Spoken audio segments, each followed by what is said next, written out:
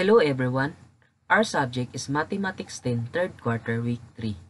I'm your teacher, Roel R. Rosales Jr. Our topic for today is combination of objects. But before we proceed, let's read our learning targets. I can define and illustrate combination of objects. Differentiate fermentation from combination of n objects taking R at a time, and relate combination in real-life situation. TIN, TNI, INT, NIT, ITN, and NTI are considered one combination. The combination of n things or objects taking R at a time can be denoted by C quantity and R. How does combination differs from fermentation? VC comparison. Meaning, fermentation refers to the different ways of arranging a set of objects in sequential order, while combination refers to several ways of selecting items from a larger set of objects, such that their order does not matter.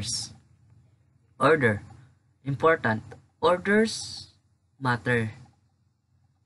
For combination, not important. Doesn't matter. Denotes arrangement for fermentation. For combination, selecting. Question. For fermentation, how many different arrangements can be created from a given set of objects? For combination, how many different groups can be chosen from a larger groups of objects? Formula notation. For fermentation, NPR is equal to n factorial over the quantity n minus r factorial. For combination, NCR is equal to n factorial over n factorial the quantity n minus r factorial. Is 543. If you enter 435, it won't open because it is a different ordering. Try to observe the table below. Order does matter for fermentation. 543, 534, 435, 453, 345, 354. Order doesn't matter for combination. 543. Consider the number of fermentations of the 4 marbles with colors red, green, blue, and yellow, taking 3 at a time.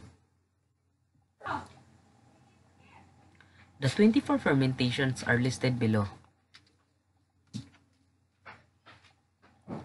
There are 24 fermentation but only 4 combination. This is illustrated below.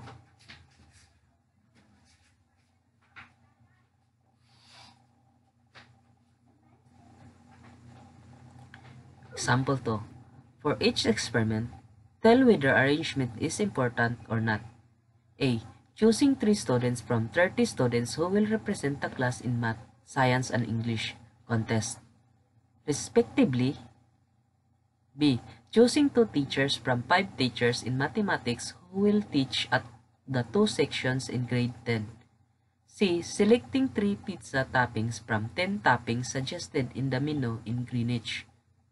D. Choosing 10 songs from a grand videoke list to be played in a party. Answer. A. To represent the class in math, science, and English contest, 3 students out of 30 will be chosen. After the 3 students are chosen, they will be assigned to the contest that they will join. Thus, arrangement is important. B. After the 2 mathematics teachers are chosen, they will be assigned to the 2 sections in grade 10. Thus, arrangement is important. C. The order of pizza toppings is not important as all the toppings will be placed on the pizza crust. Thus, arrangement is not important. D. After 10 songs are chosen from the playlist, they will be lined up for playing in a party. The different lineups are the different arrangement of the songs. Thus, arrangement is important.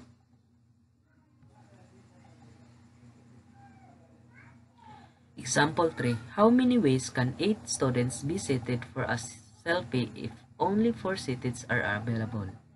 See the illustration. Solution. There are 8 students to choose from. First seat can be filled with 8 ways. The occupant of the second seat can be chosen from the 7 students. Thus, the second seat can be filled in 7 ways. After the first 2 seats are filled, the third and fourth seats can be filled using the same reasoning in 6 and 5 ways respectively. P quantity nr is equal to n factorial over quantity n minus r factorial. P quantity 84 is equal to 8 factorial over 8 minus 4 factorial. P 8, the quantity of 84 is equal to 1680 over 24 is equal to 70.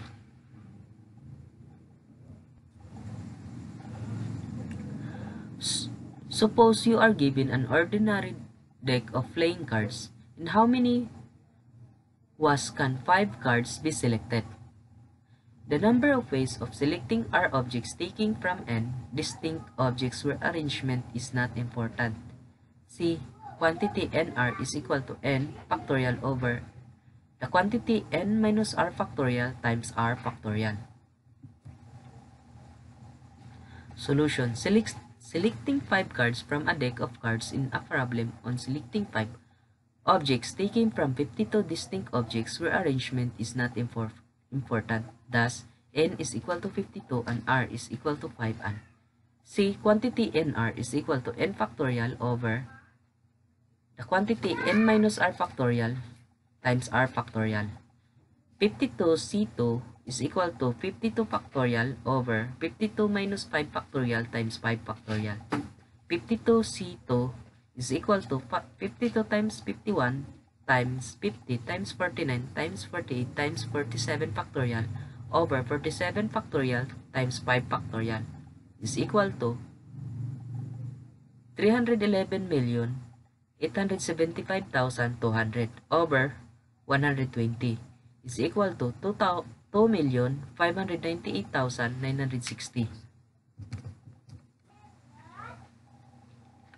Our larger apparel is on 50% sale. If you are to select 2 shirts and 2 jeans, of which there are 8 designs for shirts and 6 different kinds of jeans, how many combinations do you? Number of combinations of 2 jeans out of 6. Number of combinations of 2 shirts out of 8. So there are 420. So that's all for today. Thank you and have a good day.